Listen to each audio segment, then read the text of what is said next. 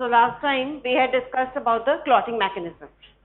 Briefly बताओ मुझे clotting mechanism में hemostasis में what is hemostasis? Absent ही तो पढ़ना तो होता है ना, या नहीं पढ़ना होता? Yes, next. What is hemostasis?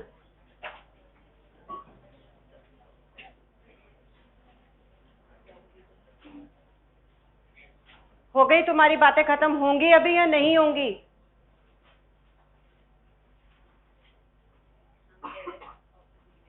Arrest of bleeding is known as hemostasis.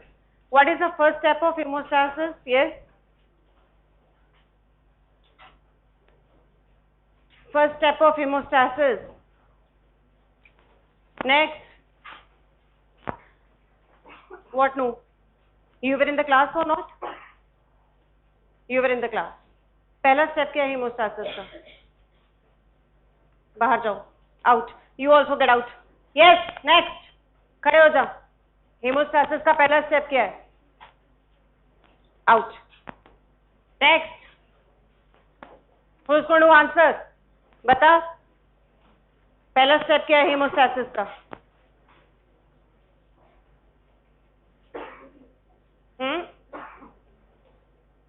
Fibrinogen into fibrin पहला स्टेप है. It is not the first step, it is the last step. What is the first step?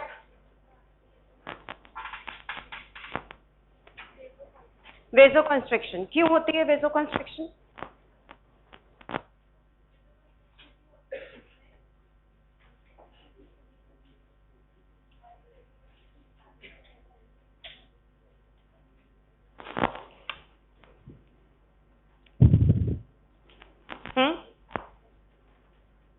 You cannot tell. You sit down. You get out. Yes. Who can tell me out of this row? Vasoconstriction क्यों होती है? हाँ, limit the blood supply तो है, पर ये mechanism क्या है? होता कैसे है? Sit down. Anyone of you? Vasoconstriction क्यों हो रही है? Yes. To decrease the blood flow, definitely. Mechanism क्या है? मैकेनिज्म क्या है? क्यों हुआ है vasoconstriction? सबसे पहला स्टेप है obviously it is to control the constriction, लेकिन हो क्यों रहा है? नहीं, क्लॉट हट जाएगा नहीं. वेसोकंस्ट्रिक्शन क्यों हो रही है? तरीका क्या है वेसोकंस्ट्रिक्शन होने का?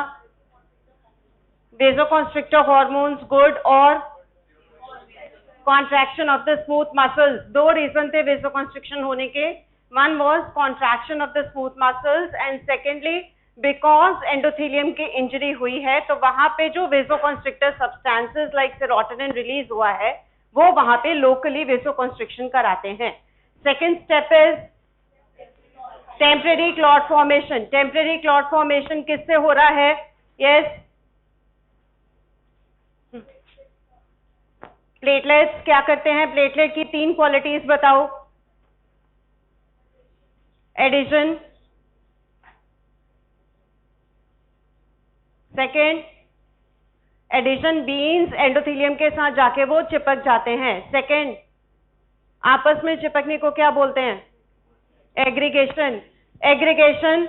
Next, third step is formation of the temporary clot. ठीक है. सो टेम्परेरी क्लॉट क्यों फॉर्म हुआ है? दैट इज बिकॉज प्लेटलेट्स की इनहेरेंट प्रॉपर्टी है एडहेसिवनेस की, एग्रीगेशन की.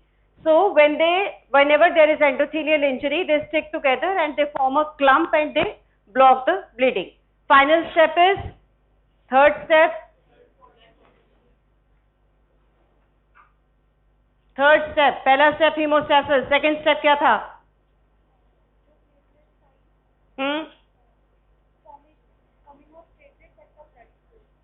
अच्छा, क्या क्वालिटी है प्लेटलेट्स की? Yes.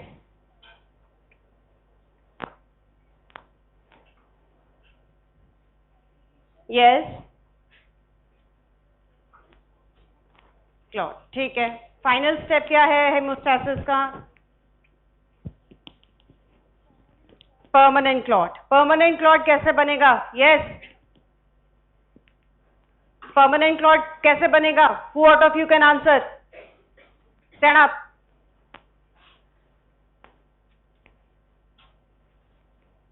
Sit down. तबीयत नहीं ठीक तो ऑफ लो, यहाँ पे जितने हैं आसपास सबको इन्फेक्ट करोगे, उधर जाके बैठो अलग से। हाँ, परमानेंट क्लॉट कैसे बनेगा?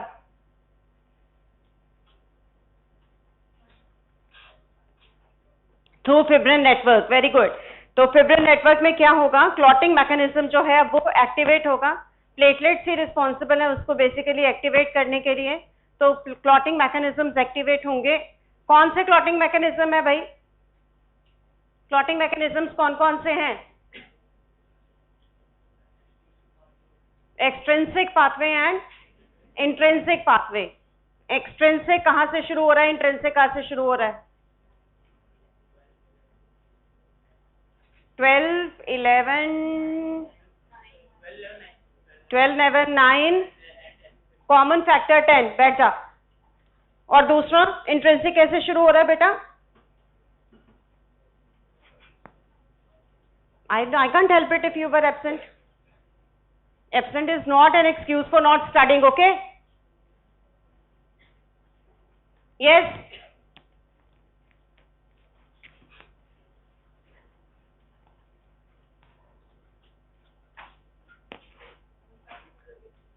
हाँ, वेस्कुलर इंजरी से फ्लॉट किससे शुरू हो रहा है?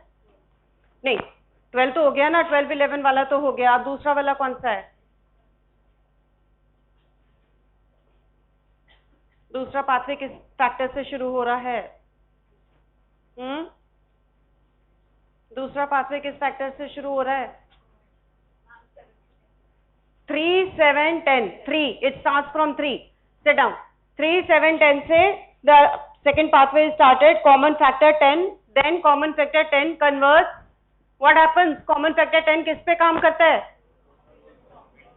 प्रोथ्रोम्बिन टू थ्रोम्बिन, फिर आगे thrombin converts fibrinogen to fibrin, fibrin forms a permanent. So this was the clotting mechanism. ठीक है, आज हम कर रहे हैं एंटी क्लॉटिंग मैकेनिज्म को.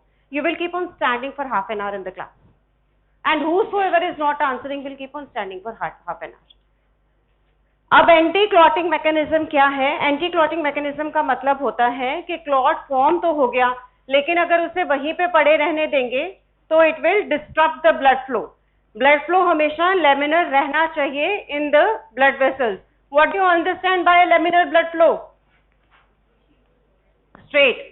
टर्बुलेंट का मतलब होता है कुछ बीच में टर्बुलेंस हो रही है, some issue.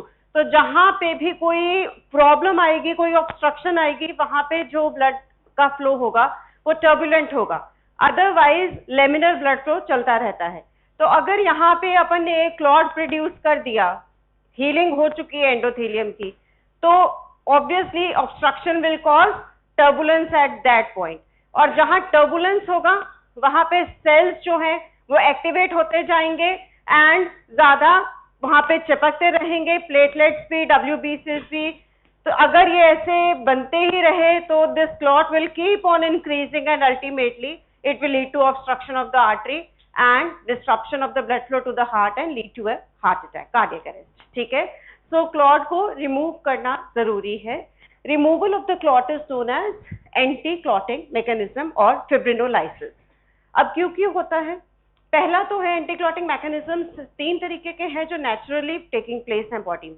First is natural anticoagulants है. किस किस का नाम बताया था मैंने नेचुरल एंटीकोएगुलेंट का? हेपेरिन, उसके अलावा protein C, protein S. Protein C basically है and protein C protein S के साथ मिलके एंटी क्लॉटिंग मैकेनिज्म बना देता है. तो heparin, protein C, protein S and protein Z, ये सारे नेचुरली अकरिंग एंटीकोएगुलेंट्स है. Second is the interaction between thromboxane A2 and prostacyclin, and third is the role which is played by the vascular endothelium.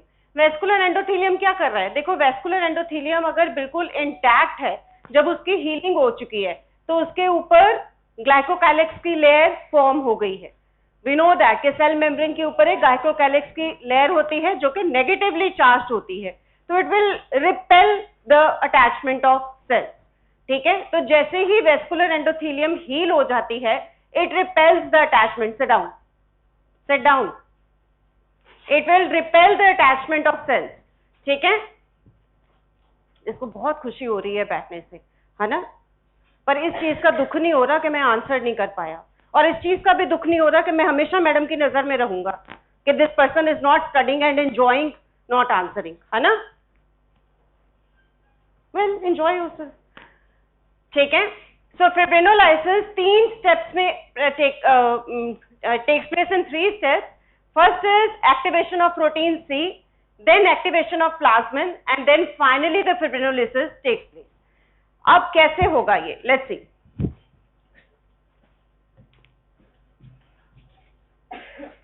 See, vascular endothelium जब इंजर हुआ था, बाकी serotonin वगैरह के साथ साथ उसमें से एक सब्सटेंस निकला था थ्रोम्बोमोड्यूलिन, अपन ने बात की थी। लेकिन थ्रोम्बोमोड्यूलिन जो है, ये जैसे जैसे इंजरी हील होती रहती है, इसका इफेक्ट बढ़ता है इंजरी हील होने पे। जब इंजरी हो रखी है तो ये सबड्यूड रहता है, क्योंकि बाकी सब्सटेंसेस बहुत ज्यादा अमाउंट में रिलीज हुए हैं, 5-HT, सेरोटोनिन, वो सारे वेसोकंस्ट्रिक्टर सब्सटेंसेस, प्लेटलेट एक्टिवेटिंग फैक्टर्स, वो सब बहुत अच्छे अमाउंट में रिलीज हैं, इसलिए वहां पे प्लेटलेट प्लग फॉर्म हो गया है। लेकिन जैसे ही प्लेटलेट प्लग फॉर्म हो जाता है, अब थ्रोम्बोमोड्यूलिन जो है वो कंपैरेटिवली मोर एक्टिव हो जाता है, ठीक है। थ्रोम्बोमोड्यूलिन जो है ये नेचुरली फिब्रिनोलाइसिस करता है। कैसे? It converts the inactivated protein C into activated protein C. जब प्रोटीन सी एक्टिवेट होगा तो ये क्लॉटिंग फैक्टर्स को डीएक्टिवेट कर देगा, ठीक है। कैसे? कोट कर देता है, तो हर फैक्टर के ऊपर रिसेप्टर्स हैं, तो प्रोटीन सी एक्टिवेटेड फॉर्म में उस रिसेप्टर के साथ जाके कंबाइन कर देगा और उस फैक्टर को इनएक्टिवेट कर देगा। तो क्लॉटिंग फैक्टर इनएक्टिवेट हो गया तो ऑब्वियसली क्लॉटिंग मैकेनिज्म नहीं होगा। Secondly, protein activated protein C जो है वो प्रोटीन एस के साथ मिलके एक प्लाज्मिनोजन एक्टिवेटर बना देता है, which converts inactive plasmin, that is plasminogen, into plasmin. और प्लाज्मिन जो है वो फिब्रिन थ्रेड के ऊपर एक्ट करता है और उसको डिस्ट्रॉय कर देता है, converts into fibrin degradation product. समझ आई बात? बहुत ही इंटरेस्टिंग है, हैव अ मतलब क्लोज लुक एट दिस, कि वही इंजरी है, वही इंजरी क्लॉट फॉर्मेशन भी कर रही है और वही इंजरी रिस्पॉन्सिबल है उसके बाद उस क्लॉट को हटाने के लिए भी। Look at how interesting the body is made, कि वहीं से सब्सटेंसेस निकलने हैं। पहले कुछ सब्सटेंसेस ऐसे होंगे जो प्लेटलेट को एक्टिवेट करेंगे, क्लॉट फॉर्मेशन करेंगे, हीलिंग में हेल्प करेंगे। जैसे ही हीलिंग होनी शुरू हो गई है, वही फैक्टर्स शांत हो जाएंगे एंड एंटी क्लॉटिंग मैकेनिज्म वाले फैक्टर्स को अपना काम करने देंगे। तो बेसिकली तो बॉडी जो है वो एंटी क्लॉटिंग करने के लिए ऑलवेज रेडी है। वो क्लॉटिंग तभी कर रही है जब उसको पता है कि हाँ इंजरी हो गई है और अभी यहाँ पे हमें क्लॉट करना पड़ेगा, ठीक है। Naturally body is always in anti coagulation state, ठीक है। It is only the injury which is leading to coagulation और this formation stopping the bleeding, ठीक है। So what has happened? Thrombomodulin release हुआ है। थ्रोम्बोमोड्यूलिन ने प्रोटीन को एक्टिवेट किया है, प्रोटीन सी को। प्रोटीन सी ने प्रोटीन एस के साथ मिलके प्लाज्मिनोजन से प्लाज्मिन बना दिया है, एंड प्लाज्मिन ने फिब्रिन के ऊपर एक्ट करके फिब्रिन डिग्रेडेशन प्रोडक्ट्स बनाए जो कि लाइसोजाइम्स ने रिमूव कर दिए, ठीक है। एंटी क्लॉटिंग मैकेनिज्म क्लियर है। अगर हीमोस्टैसिस आता है तो 4th स्टेप आपका है removal of the clot. First step was vasoconstriction, second step was temporary haemostatic plug formation, third is permanent haemostatic plug formation, and fourth is removal of the clot formed, ठीक है। So clot lysis has taken place. Now it is saying कि ये regulate कैसे हो रहा है। Obviously blood coagulation continuously नहीं चलते रहना चाहिए बॉडी में। अपन ने बात की थी कि 2-3 रीजंस हैं जिसके कारण क्लॉटिंग नहीं होती रहती। पहले था dynamic blood flow, continuously blood laminar flow में पूरी बॉडी में घूमता ही जा रहा है, कहीं पे भी रुक के सेल्स को एक्टिवेट होने नहीं दे रहा। पहली रीजन ये थी। सेकेंडली, कोई भी जो प्रोटीन या कोएगुलेटिंग फैक्टर्स हैं वो सब इनएक्टिव फॉर्म्स में प्रेजेंट है। जब तक कि कोई चीज उनको एक्टिवेट नहीं करेगी वो काम नहीं करते, चुपचाप अपनी सर्कुलेशन में घूमते रहते हैं इनएक्टिव फॉर्म में।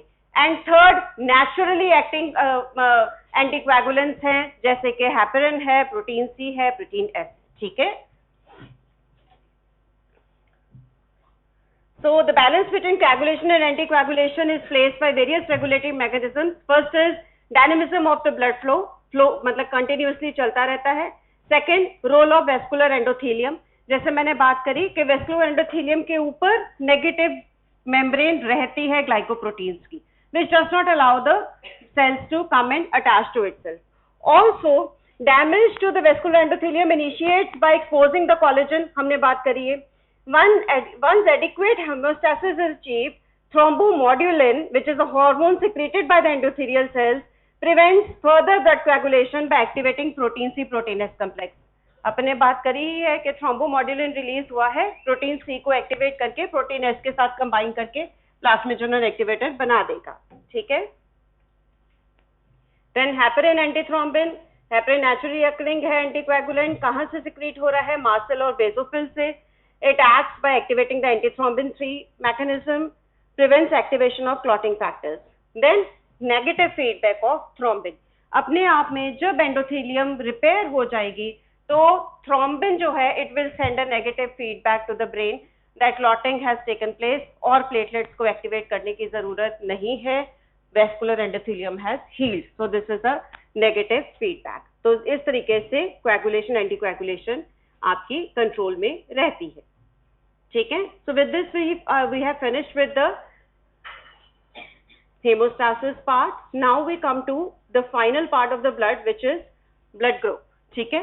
आज हम डिस्कस करेंगे blood group and transfusion reactions. Important है, ब्लड ग्रुप आप लोग प्रैक्टिकल्स में करोगे भी कि आपका खुद का ब्लड ग्रुप क्या है वो भी देखोगे, प्लस ब्लड ट्रांसफ्यूजन का क्या रोल है और इसके क्या प्रॉब्लम्स इसके साथ एसोसिएटेड है, आज हम ये डिस्कस करेंगे.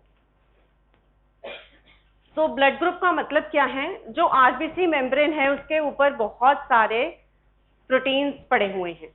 These proteins are known as antigens. Basically they are known as antigens. तो ब्लड ग्रुप जो एंटीजन आरबीसी मेम्ब्रेन के ऊपर प्रेजेंट है, अगर वो ए प्रेजेंट है तो ब्लड ग्रुप ए है, अगर बी है तो ब्लड ग्रुप बी है, दोनों में से कोई भी नहीं है तो ब्लड ग्रुप ओ है, और दोनों ही एंटीजन प्रेजेंट है तो it is blood group A B. ठीक है, ये है ABO system. This is one system. इसी तरीके के बहुत सारे सिस्टम्स हैं. जैसे एमएन सिस्टम है तो उसमें अगर एंटीजन एम प्रेजेंट है तो इट इज एम सिस्टम, अगर एंटीजन एन प्रेजेंट है तो इट इज एन. एक ल्यूइस सिस्टम है तो अगर ल्यूइस एंटीजन प्रेजेंट है, मतलब there are so many antigens which are present on the RBC membrane, लेकिन मैक्सिमम क्वांटिटी पे एबीओ होते हैं. तो मतलब एबीओ तो ऑलमोस्ट हर किसी में प्रेजेंट है. ल्यूइस और एमएन सिस्टम्स जो हैं ये थोड़े इतने स्ट्रॉन्ग नहीं है, दे आर वीकर सिस्टम, तो इसलिए इनको हम बहुत ज्यादा तवज्जो नहीं देते हैं. We give more importance to the ABO and Rh system. Rh system is D antigen. ठीक है, अगर डी एंटीजन प्रेजेंट है तो इट इज आरएच पॉजिटिव, अगर डी एंटीजन नहीं प्रेजेंट है तो it is Rh negative. So majorly two systems will be discussed. One is the ABO system and second is the RH system.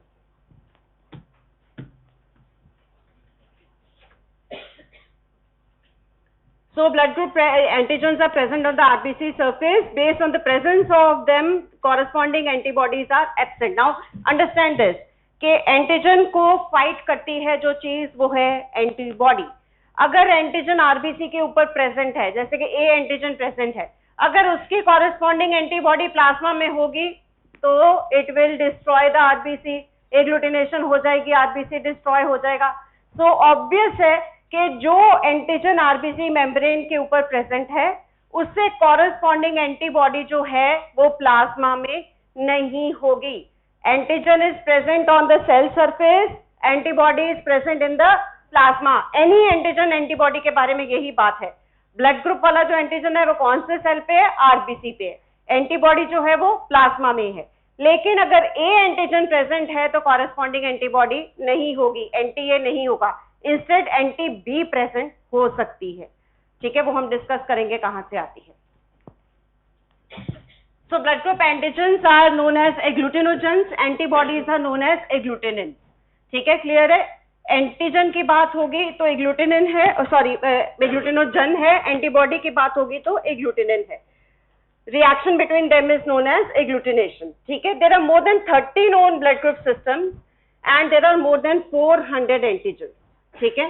30 known blood group systems, मतलब ABO system एक है, RH एक है, Lewis अपन ने बात करी, MN system, Bombay blood group system, ये सारे अलग अलग systems हैं.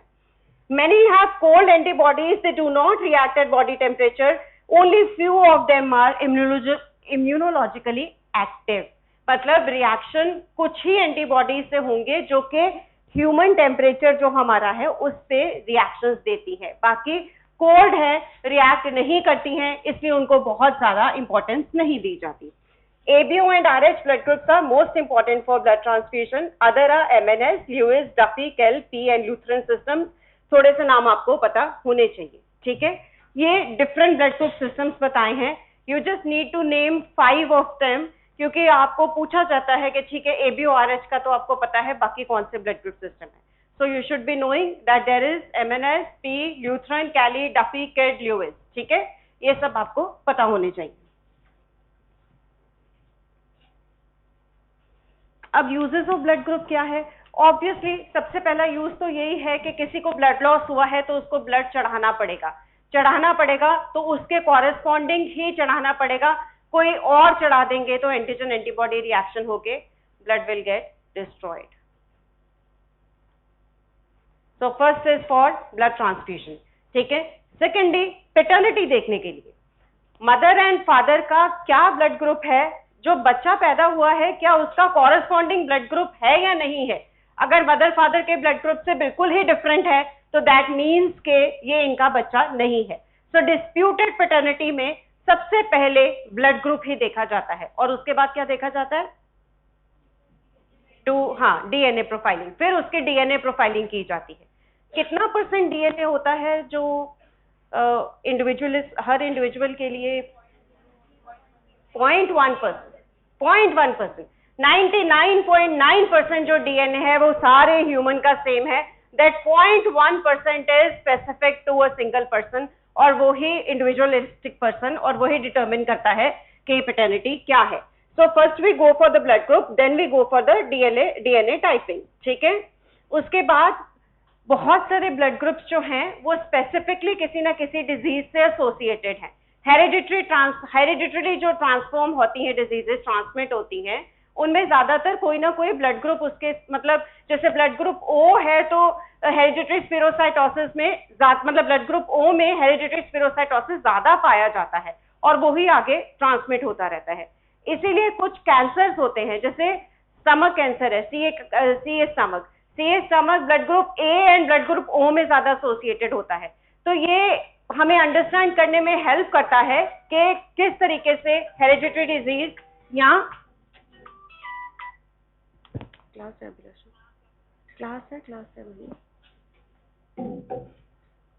ठीक है. तो ये हिमोलिटिक डिजीज, ये हमें अंडरस्टैंड करने में हेल्प करता है कि कौन सी डिजीज एसोसिएटेड हो सकती है किस क्लिनिकल डिसऑर्डर के साथ. फिर डिस्प्यूटेड पैटर्निटी की अपन ने बात करी ली. ह्यूमन बिहेवियर्स के साथ भी एसोसिएटेड है. हैव यू हर्ड ऑफ ये टाइप ए पर्सनालिटी है? टाइप ए पर्सनालिटी अपन बोलते हैं ना, तो टाइप ए पर्सनालिटी का मतलब क्या है? हाइपर एक्टिव, परफेक्शनिस्ट, मुझे ये इसी टाइम पे चाहिए, ऐसे ही चाहिए, ये ऐसा क्यों है? So this is a type A personality जो कि अगर कोई जो वो चाहता है उस चीज से जरा सा भी डिफरेंट कुछ हो जाए तो दैट पर्सन गेट्स इरिटेबल. ठीक है. So that is type A personality, perfectionist personality या ओवर इंथ्यूजियास्टिक पर्सनालिटी. इसी तरीके से कुछ पर्सनालिटी स्पेशली जो ए बी होती हैं वो थोड़ी laid back होती है. They are relaxed personalities. So even understanding a personality is possible by the blood group. ठीक है. So we can understand human behaviors. We can understand the transmission of hereditary diseases. We can understand the transmission of some other diseases like cancer. Okay. So let's start with the ABO system. ABO was the first system to be understood. इसमें most important system of transfusion है. Physiologically naturally acting A and B antibodies plasma में present है. Let us see, एक ही table इसमें हम discuss करेंगे and that table is what has happened to this. Say blood group based on the ABO antigen. Blood group A is when the A antigen is present. Now can you tell me A antigen में antibody कौन सी होगी plasma में? Anti B. B blood group when B antigen is present. So antibody कौन सी होगी? Anti A.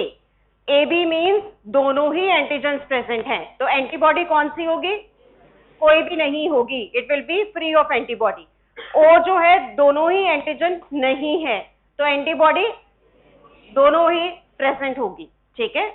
अब question ये आता है कि ठीक है, ब्लड ग्रुप ए है, उसमें ए एंटीजन प्रेजेंट है, हम कह रहे हैं कि उसमें एंटीबॉडी बी आई है. वो कहां से आई? जब एंटीजन बी ही नहीं है तो एंटीबॉडी बी कहां से आ गई?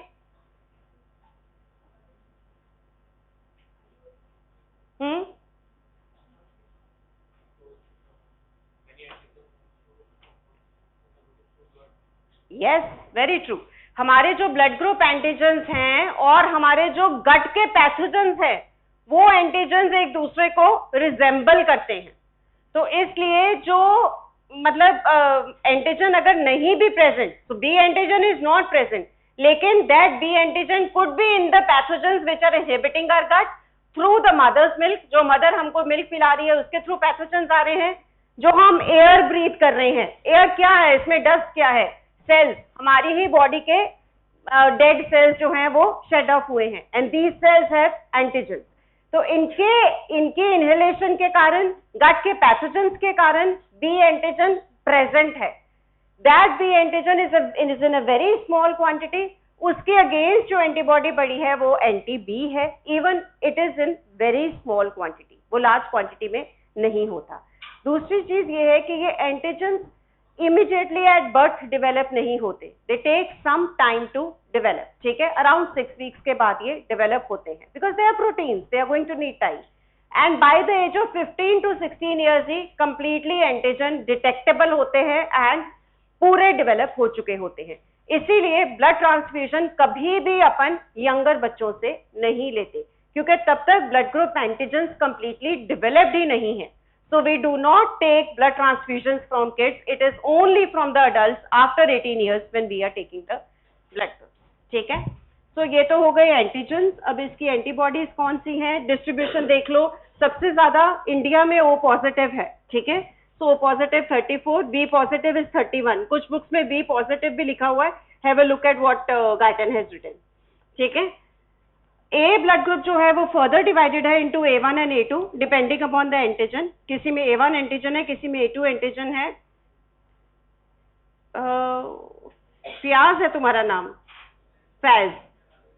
और तुम साथ में कंटिन्यूसली तुम दोनों बातें कर रहे हैं कंटिन्यूसली, और मैं तुम्हें 3-4 बार पॉइंट आउट करके देख चुकी हूं, पर तुम्हें इतना भी ध्यान नहीं आ रहा कि मैडम हमें देख रही है.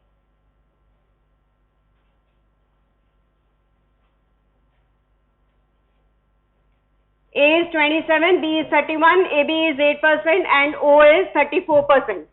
अब H जीन क्या है? A और B एंटीजन को एक्सप्रेस करने के लिए एक जीन रिस्पॉन्सिबल है जिसे H जीन कहा जाता है. ठीक है. A एंटीजन अपने आप में एक प्रोटीन है, B एंटीजन अपने आप में एक प्रोटीन है, लेकिन ये एक्सप्रेस हो सके, ये मतलब एक्ट कर सके, उसके लिए जो जीन रिस्पॉन्सिबल है that is H gene. And ये जीन जो है ये बॉम्बे ब्लड ग्रुप में एब्सेंट होती है. ठीक है. अब बॉम्बे ब्लड ग्रुप में जब ये जीन ही नहीं होगी तो ना तो A एक्सप्रेस करेगा ना B एक्सप्रेस करेगा, पर इसका मतलब उसका ब्लड ग्रुप तो आएगा O, लेकिन A भी प्रेजेंट हो सकता है, B भी प्रेजेंट हो सकता है. समझ आई बात को? H A और B को एक्सप्रेस होने में हेल्प कर रही है, लेकिन H अगर एब्सेंट होगी तो A और B प्रोटीन तो प्रेजेंट होगा बॉडी में, लेकिन एक्सप्रेस नहीं कर पाएगा. सो ब्लड ग्रुप हम चेक करेंगे तो O आएगा, लेकिन अगर हम उसको ब्लड ग्रुप O को ब्लड ग्रुप O चढ़ा देंगे 100% रिएक्शन होगा and the patient will die. So absence of H gene से एक ब्लड ग्रुप डिस्कवर हुआ था जिसे बॉम्बे ब्लड ग्रुप कहा जाता है. बॉम्बे ब्लड ग्रुप बहुत ही कम पॉपुलेशन ऑफ बॉम्बे, ज्यादातर महाराष्ट्र की पॉपुलेशन में ही पाया जाता है, और उसको बॉम्बे ब्लड ग्रुप ही चढ़ सकता है. उसको कोई और ब्लड नहीं चढ़ा सकते हैं, बिकॉज हम डिटेक्ट ही नहीं कर सकते कि उसमें ए एंटीजन है या बी एंटीजन है या यूएस एंटीजन है या कौन सा एंटीजन है. We can not detect because whatever antigen is present it is not being expressed. Reaction तो हो जाएगा एंटीबॉडी के साथ, लेकिन एक्सप्रेशन ही नहीं है, तो हम उसका ब्लड ग्रुप कभी नहीं जान सकते. इसलिए बॉम्बे ब्लड ग्रुप में स्पेशल चीज ये थी कि उनको उन्हीं का ही ब्लड ग्रुप चढ़ेगा. It's a small population which has to give blood transfusions among itself only. ठीक है, ये इंपॉर्टेंस है आपके एच जीन की. हाँ, लगता ही नहीं, मतलब पता नहीं लगेगा, मतलब आपने ना ए चेक हो रहा है ना बी चेक हो रहा है. हम जब भी ट्रांसफ्यूजन ऑफ द ब्लड देते हैं तो पहले क्रॉस मैचिंग होती है दो तरीके से, आरबीसी की प्लाज्मा से और फिर डोनर और उसकी प्लाज्मा और आरबीसी से. अगर क्रॉस मैचिंग में रिएक्शन हो रहा है तो आप ब्लड चढ़ाएंगे ही नहीं. क्रॉस मैचिंग करना जरूरी है. नाउ इट हैज बिकम, मतलब इट इज हाईली इंपॉर्टेंट. बिना क्रॉस मैचिंग के अब हम कभी भी ब्लड नहीं चढ़ाते unless until there is a war like condition. Sorry, what happened? You are ill, but आप ऐसे ही बाहर निकल जाओगे क्लास से. No, but you have to take the permission ना. या of course you can leave, but have some manners. Basic manners है तुम लोग भूल चुके. Get out. वैभव जी, हाँ, तो ब्लड ट्रांसफ्यूजन से पहले क्रॉस मैचिंग होती है. क्रॉस मैचिंग इज कि हमने पेशेंट का ब्लड ले लिया और डोनर का ब्लड ले लिया, है ना. फिर डोनर का प्लाज्मा और पेशेंट का आरबीसी, या डोनर का आरबीसी और पेशेंट का प्लाज्मा. ये major and minor cross matching होती है. तो क्रॉस मैचिंग की, क्रॉस मैचिंग में हमें एग्लूटिनेशन दिख गई, तो ऑब्वियसली ये पेशेंट का ब्लड ग्रुप ओ नहीं है. तो अंडरस्टूड है कि कुछ ना कुछ और है. ठीक है, कुछ ना कुछ और है, तो उसको वो ब्लड ग्रुप चढ़ाएंगे ही नहीं. उसको कहेंगे कि भैया जो जिससे क्रॉस मैचिंग तेरी बैठ पा रही है, एग्लूटिनेशन नहीं हो रही, वही ब्लड ग्रुप लेके आओ. तो फिर उसी के ही रिलेटिव्स को बुलाया जाता है. अगेन क्रॉस मैचिंग की जाती है. अगर क्रॉस मैचिंग नहीं, मतलब एग्लूटिनेशन नहीं हो रही है, तो वही ब्लड ग्रुप चढ़ाया जाता है. ठीक है, ये जेनेटिकली कैरी होता है ना. Blood group antigen are genetically carried, तभी तो हम पेटर्निटी देख पा रहे हैं. पेटर्निटी, हमने डिस्प्यूटेड पेटर्निटी तभी तो देख पा रहे हैं ना अपन. हाँ, genetically antigen, blood group antigen are genetically carried. ठीक है,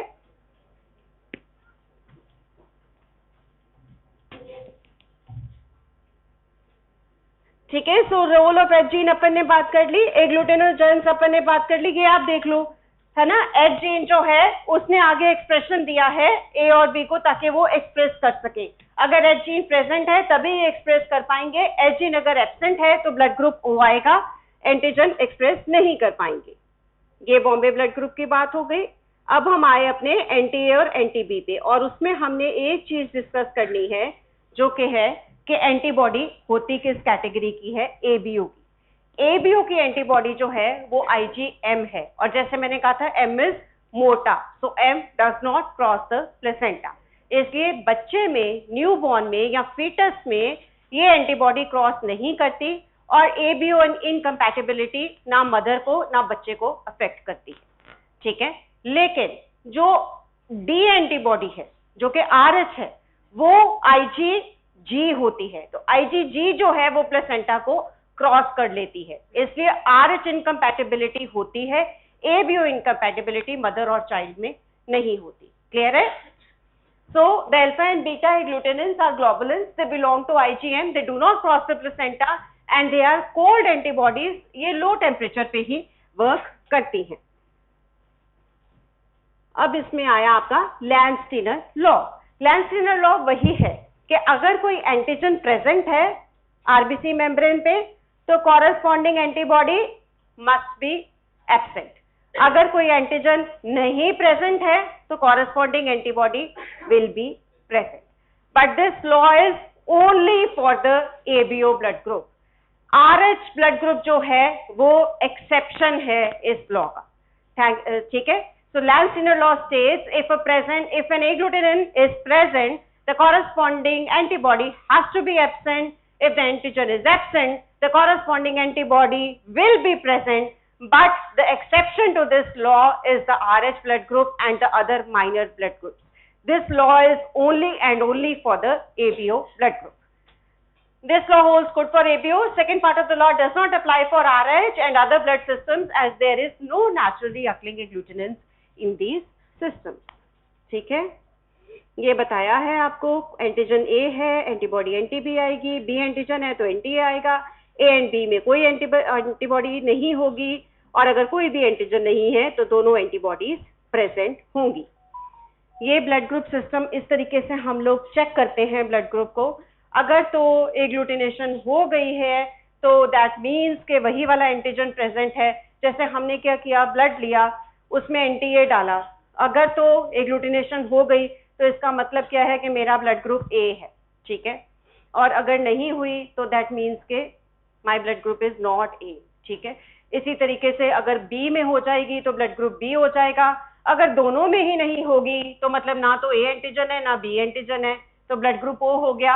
अगर दोनों में एग्लूटिनेशन हो गई तो मतलब दोनों ही एंटीजन प्रेजेंट थे, so this is A B. ये एंटीबॉडीज कहाँ से आई हैं? ये कमर्शियली अवेलेबल हैं। इनकी कलर कोडिंग होती है जो all over the world same होती है, वही फॉलो की जाती है, आपको दिखा दिया जाएगा। तो दिस कलर कोडिंग से एंड मतलब ये 2-3 ही सीरम इंस्टीट्यूट हैं जो ये बनाते हैं, all over the world supply वही रहती है। तो इनहेरिटेंस वही अपन ने बात करी किस तरीके से ये इनहेरिटेंस रहती है अगर मदर और फादर ए और बी है। Now understand this that A can be A और ए कैन बी ए ओ। ओ जो है वो रिसेसिव जीन है, वो एक्सप्रेस नहीं करती है। A being the dominant will express itself. Similarly अगर ब्लड ग्रुप बी है तो it can be B O. ये गैमीट्स निकलेंगे और उसके बाद जो जीनोटाइप बनेगा, ये आप सब I think you all have done this, है ना। इसको इतना ज्यादा अपन करेंगे नहीं। तो ये बेसिकली बताया है कि अगर ब्लड ग्रुप ए है तो इट कैन बी ए और ए ओ, अगर ब्लड ग्रुप बी है तो B B and B O, A B है तो it can be blood group A B, O है तो it can be genotype is O ओ।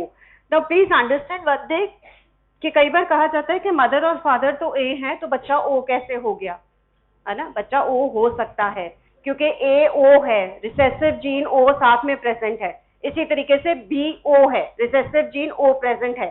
तो अगर वो दोनों रिसेसिव जीन्स मिल जाएंगी तो ब्लड ग्रुप ओ बन जाएगा, ठीक है। So this thing is important because this is a common question in paternity disputes that the mother is A, the father is B, but the child is O. It is possible, ठीक है।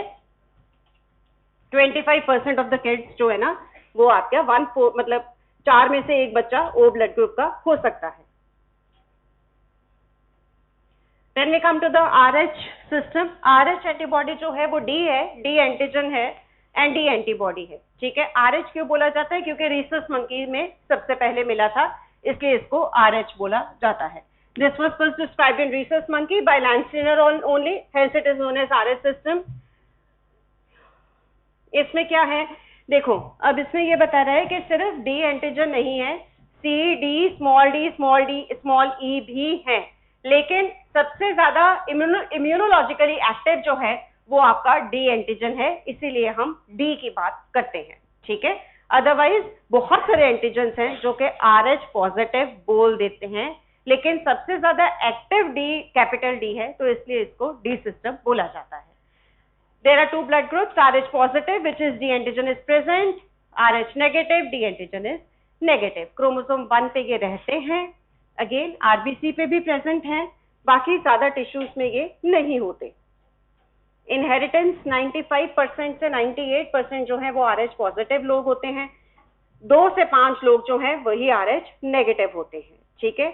अब इसकी importance कहाँ है? इसकी importance है आपकी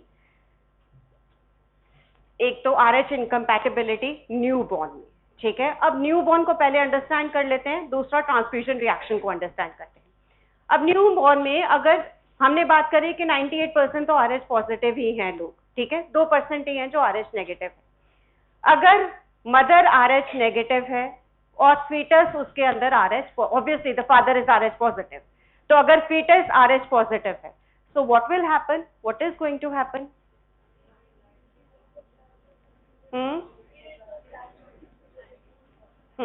Am I speaking correct? RH negative fetus, RH positive mother.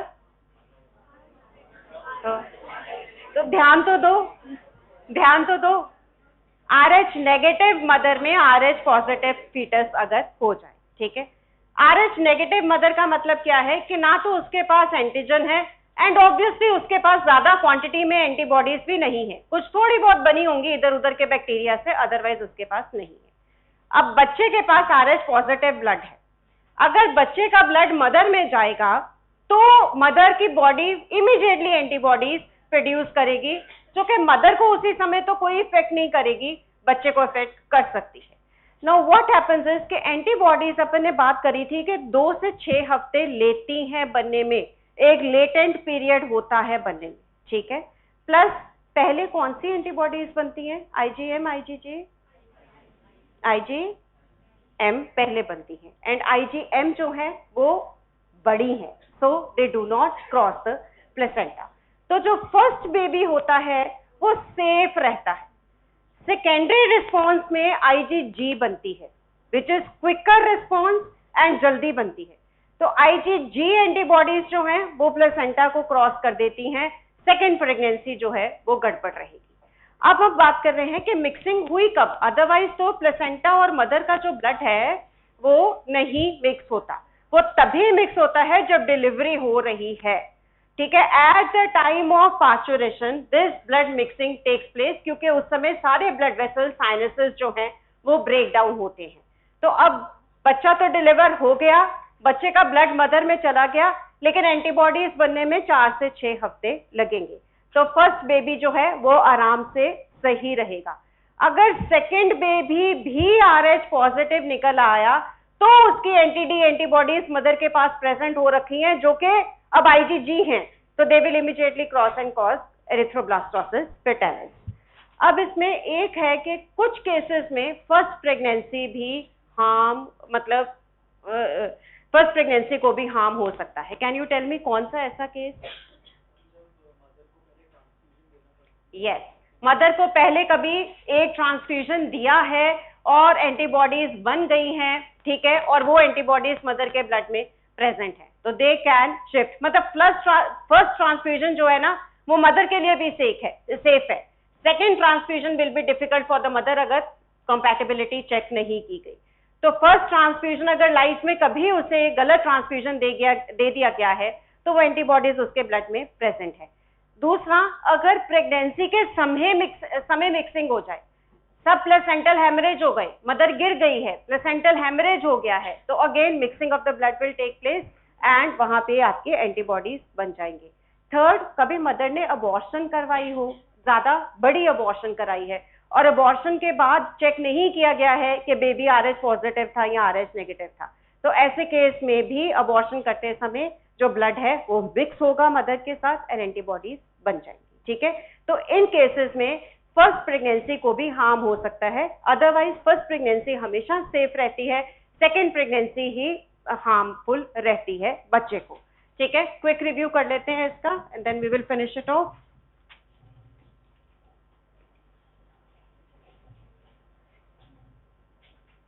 See, so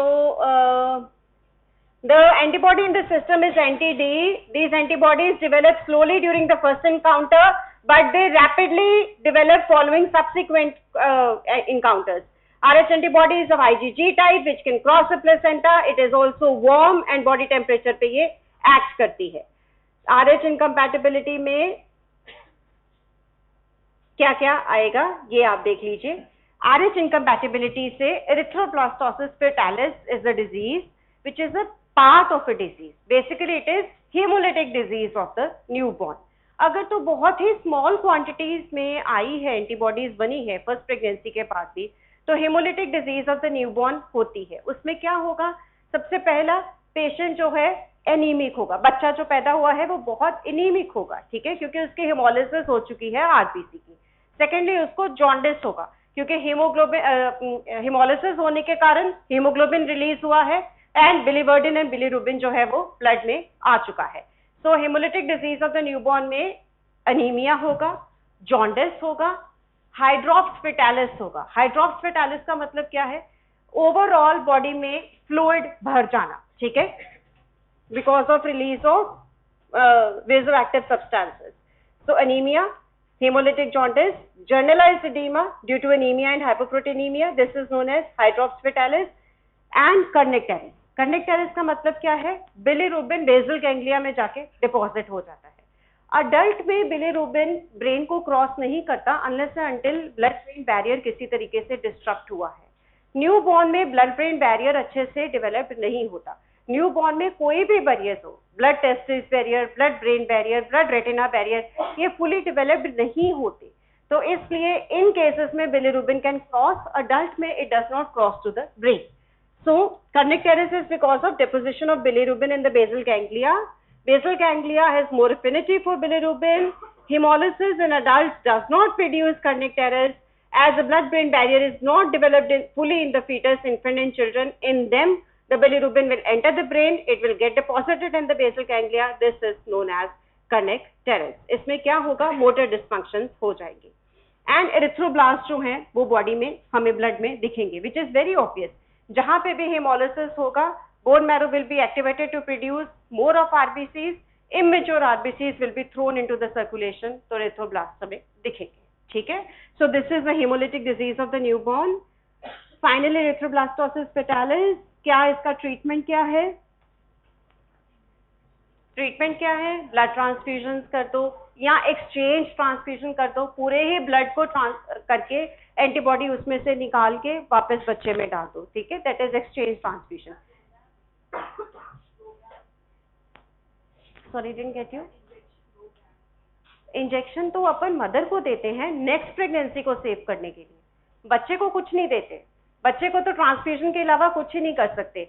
हाँ, मदर को बर्थ के विद इन 72 आवर्स, अबॉर्शन करवाई है तो अबॉर्शन के within 72 hours, by chance incompatible blood transfusion हो गया है तो within 72 hours, and birth के within 72 hours we give anti D injection ताकि वो इम्यूनोग्लोबुलिन्स बने ही नहीं। ठीक है, so that is given to the mother. बच्चे को तो एक्सचेंज ट्रांसफ्यूजन के अलावा हम कुछ नहीं कर सकते। माइल्ड जॉन्डिस है तो उसको फोटोथेरेपी दे दो, बाकी उसका ब्लड ट्रांसफ्यूज कर दो। ठीक है, so exchange transfusion and phototherapy.